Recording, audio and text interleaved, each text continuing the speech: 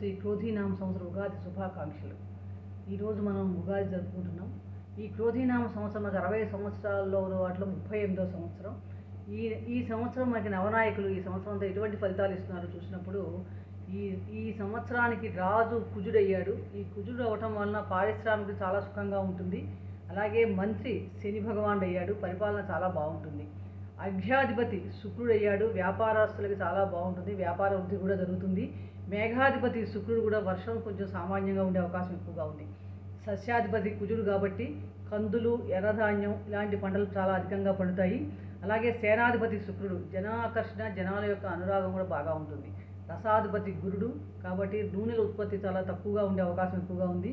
ధాన్యాధిపతి రవి, ఎర్ర పంటలు అధికంగా పండుతాయి, గోధుమ పంట కూడా చాలా బాగా పండుతుంది.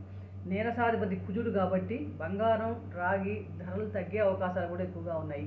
మనకి ఈ సంవత్సరం చూసినప్పుడు క్రోధి